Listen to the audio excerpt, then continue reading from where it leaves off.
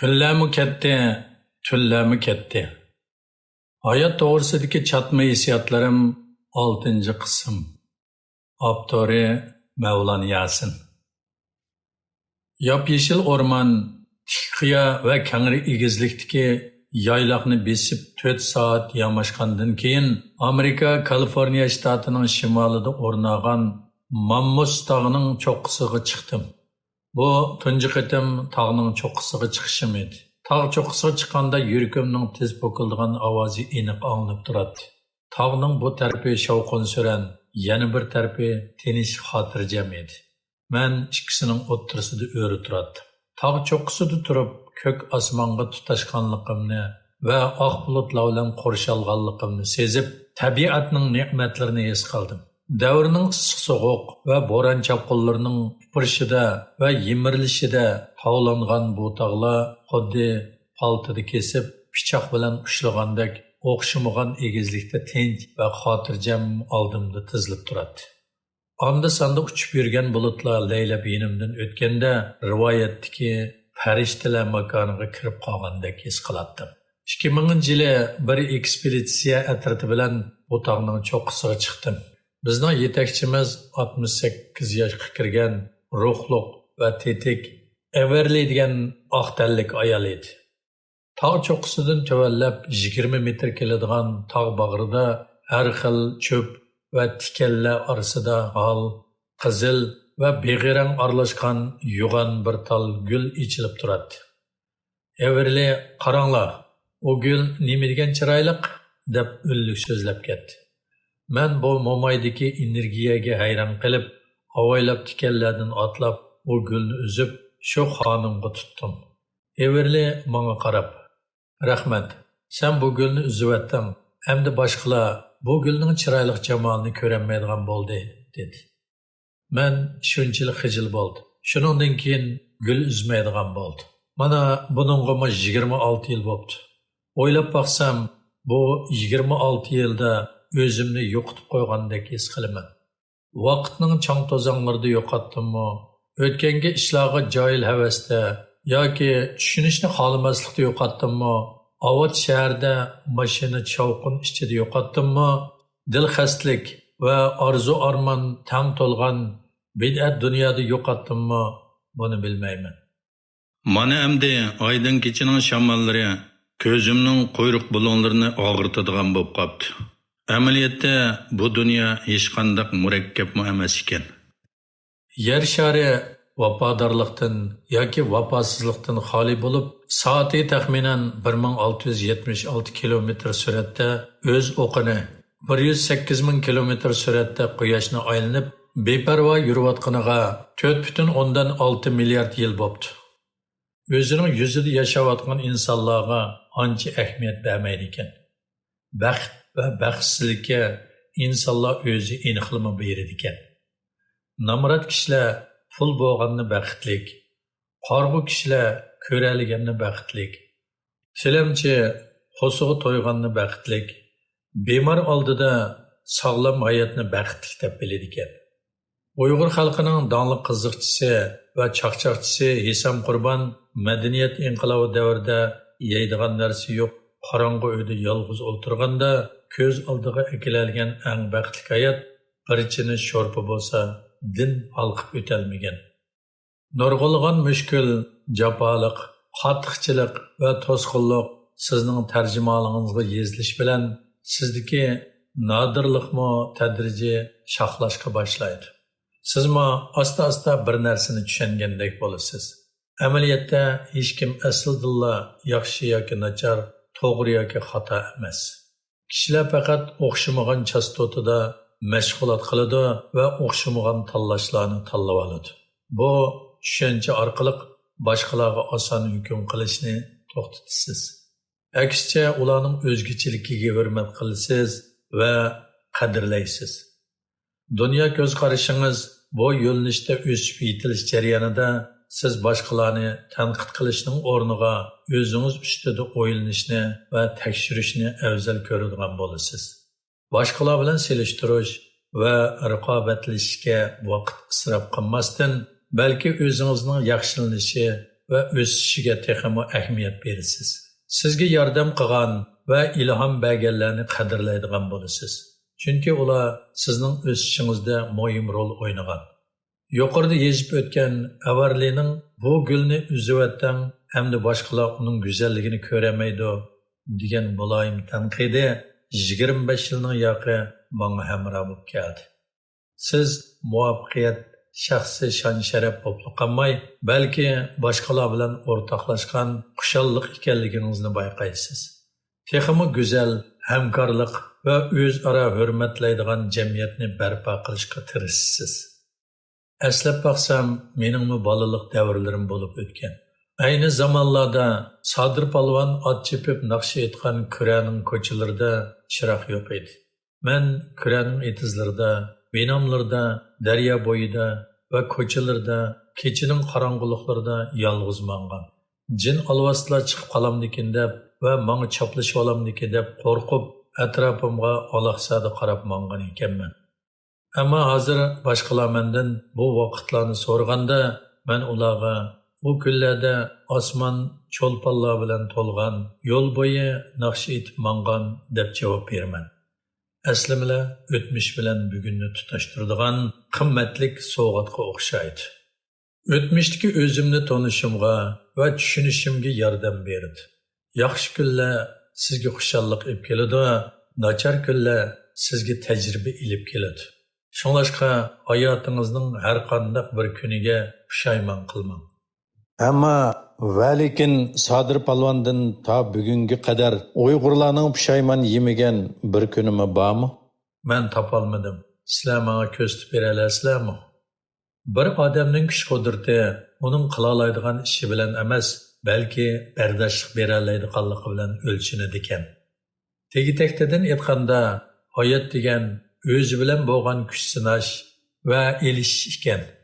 Shunga sagak vaqtingizda kun tartibingizdagi ishlarni qiling. Gangrab qolganda aql izlab kitob o'qing. Yolg'iz qolganda o'tmish kelgusi haqida o'ylang. Beoram bo'lganingizda harakat qilib, ko'cha va bog'chalarni sayla qiling. Xushal bo'lganda o'zingizni tutib oling. Aldirash vaqtlarda diqqatingizni markazlashtiring. Bo'sh vaqtlarda o'zingizga energiya yig'ing.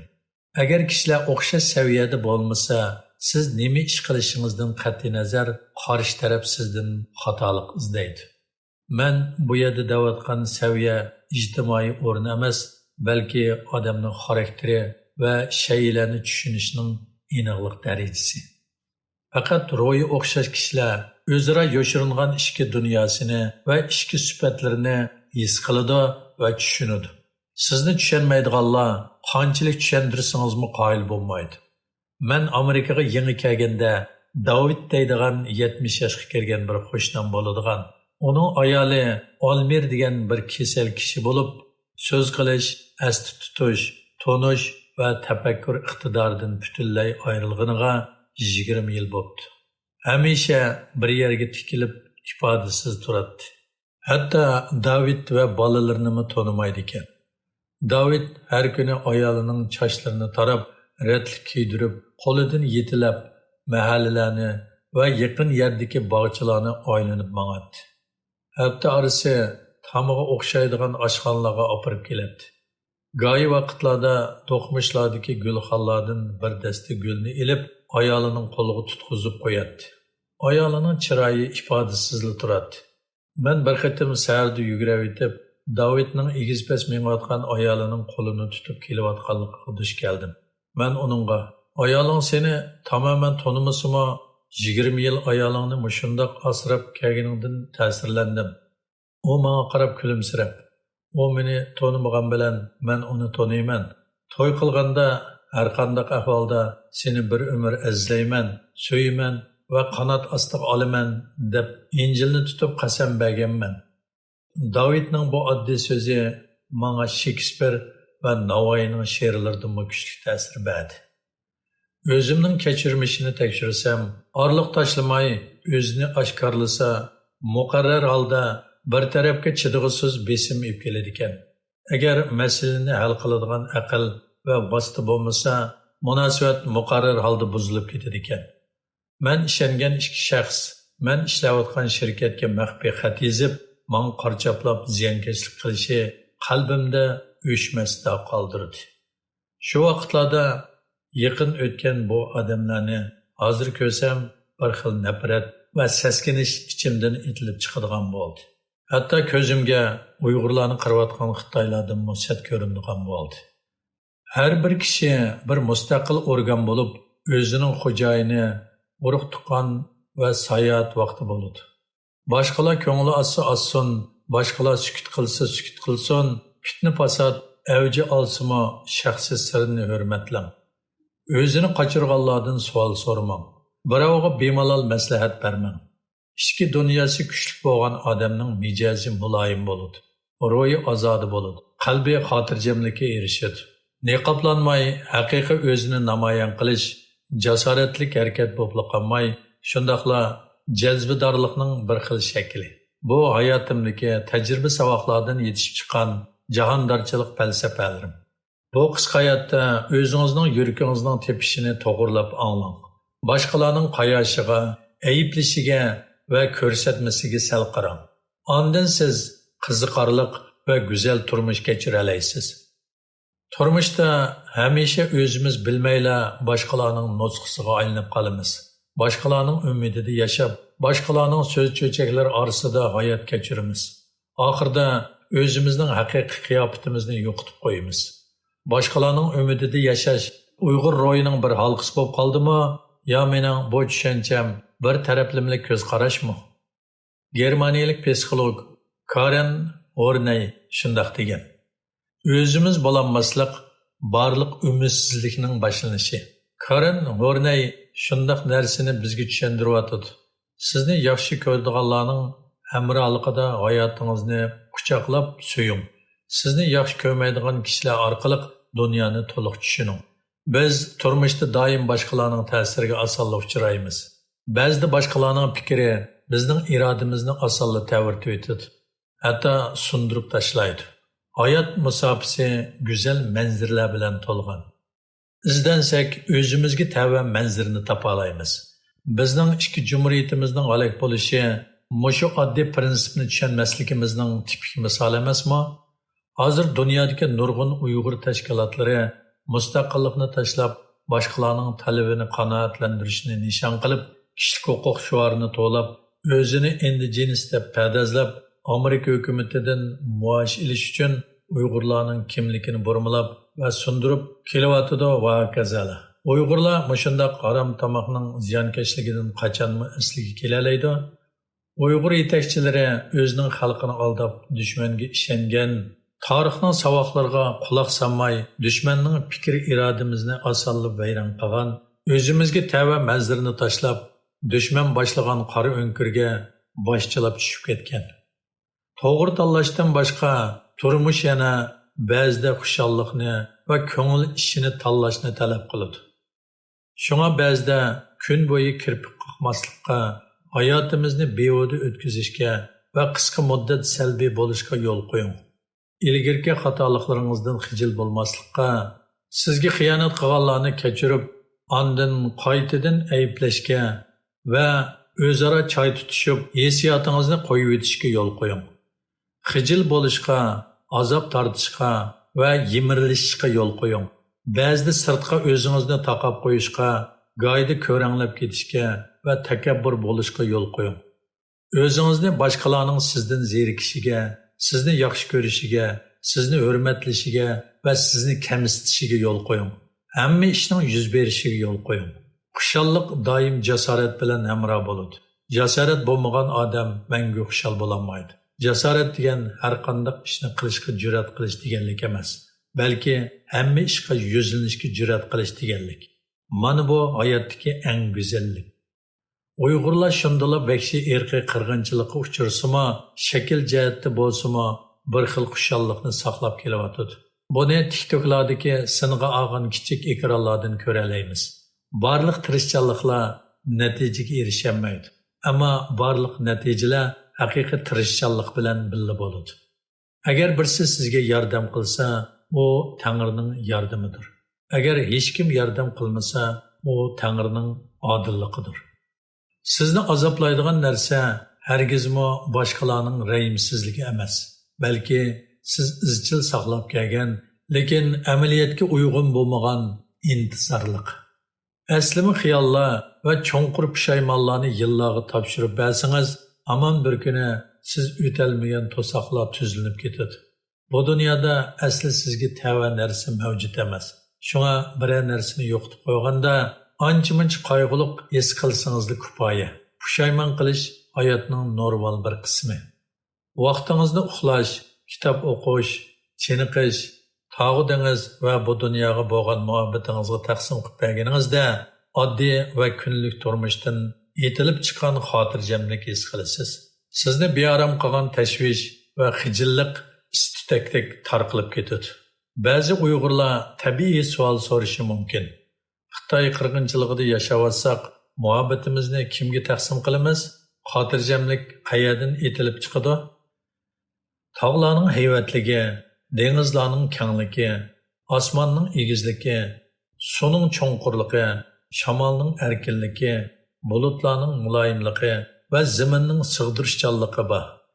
Modengulning oliyjanobligi, atrgulning ziboligi, niloparning pokligi, dorchingulning sofligi, sheringulning xushidi, hatto nomsiz yovgulning xushpuroqlari bor. O'zingizni boshqalar bilan selishtirishning hojati yo'q. Hamma odamning o'ziga xos ortiqchiligi va ritmi bor. Xuddi faslning o'zgarishi o'xshash, yo oldirmaydi, yo ostilamaydi. Xuddi oyning kamtok yoki to'lin bo'lishi o'xshash o'zining orbitasi bor. Hayot hargizmo oxirgi nuqtaga yetgan tunji kishi qalbi qilgan raqobat emas. Balki kim salmoqliq, ishonchlik va tinch ma'alishidan iborat. Shunga o'zingizni inkor qilishga oldirmang. Siz texe o'zingizga tava gul ichilgan faslga yetib kelmadingiz. Baxtni bak yiroq deb o'ylamang. U oxirgi nuqtada emas, balki hayotning oxirgi nuqtasiga qolgan safaringizga qiziq bir luqma tamoq. Balki u bir jumla samimiy salom va bir qitim olgan cho'nqur nafas ichida yoshiringan bo'lishi mumkin. Agar birisi sizni yaxshi ko'rsa, u gul ustiga gul keltirmakdir. Agar hech kim sizni tushunmasa, siz o'zgacha bir manzilga aylanasiz. Shamol kelsa shamolga qarshi mening, yomg'ir yog'sa kunlikni ishlating. Turmushda qandoqmi hamma ish ko'ngildagidek bo'lsin, dunyoda faqat birla haqiqiy qahramonlik bor. U bo'lsa hayotning haqiqiy mohiyatini tonib yetgandan keyinmi hayotni yanada yaxshi ko'rgan. Hayot asta-asta eqiyotgan daryoga o'xshaydi. Ba'zida suzuk, ba'zida davolg'ish bo'ladi. Ammo sizni hamisha yiroqqa ib ketadi. Odatdagi kunlarda bir piyola choy, bir damlik muloyim shamol, bir qitimliq samimiy tabassum, bularning hammasi hayotning she'riyati. Hammamiz safarga chiqqan yo'ldosh. Ba'zi kishilar nihoyatda oldirab minib, yo'l bo'yi muloyim shamol va oy nuriga sal qaraydi. Oyoq ostidagi o'tchib va gullarga parvo qilmaydi. Oxirida hech nimaga erishamaydi. Ba'zi kishilar oldirmay yoki ostilmay minib, yo'l bo'yi go'zal manzillardan huzurlanadi. Oxirida bir xil rozimanlik hissiyot bularning qalbini ishg'ol qiladi.